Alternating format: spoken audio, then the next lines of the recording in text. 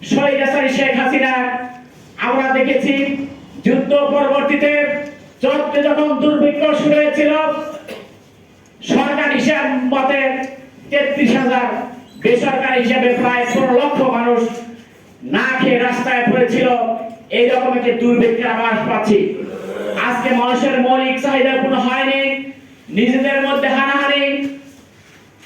সেই আন্দোলন শুরুর মধ্য দিয়ে ২০২৪ সালের ৫ই আগস্টে ঢাকা বিশ্ববিদ্যালয় সকল স্কুল কলেজ ছাত্র, মেহনতি মানুষ, খেলোয়াড় গাড়ি, সেই চা বিক্রেতা সহ বিভিন্ন শ্রেণী পেশার মানুষের আন্দোলনে স্বৈরাচারী শেখ হাসিনা এই দেশকে পালাতে বাধ্য হয়েছে।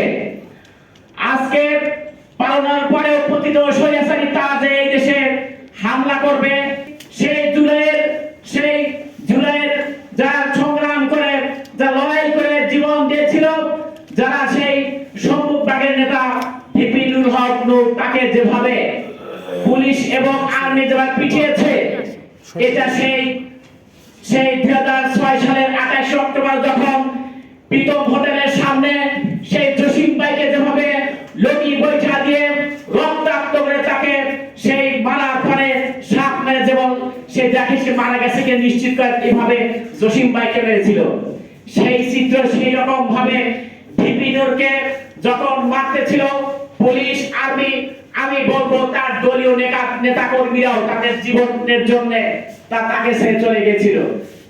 ভিপি নূর একা পড়েছিল, তাকে মারার উদ্দেশ্যে তারা ওই দিন হামলা করেছিল।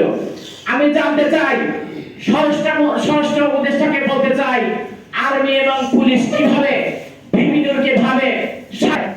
আজকে যদি আমরা সেই জুলাইয়ের আইনি সড়ক ভিত্তি যদি রাষ্ট্রীয় প্রতিষ্ঠিত না হয়, তাহলে আমি বলতেছিলাম ৫৪ বছরে মানুষের মৌলিক অধিকার প্রতিষ্ঠিত হয়নি। আজকে কথিত স্বৈরাচারী সরকার শেখ হাসিনা বিভিন্ন ভাবে বাংলাদেশে ঢোকার জন্য তারা উকিঝুঁকি মারছে। আমি দেখেছি গতকালকে চট্টগ্রাম বিশ্ববিদ্যালয়ে তারা বহিরাগতরা কিভাবে সাধারণ ছাত্রদের উপর হামলা করেছে। আমি দেখেছি ধান খাতে তারা দৌড় দিছে, সেই ধান খেতের উপরে তারা এভাবে কুপিয়েছে।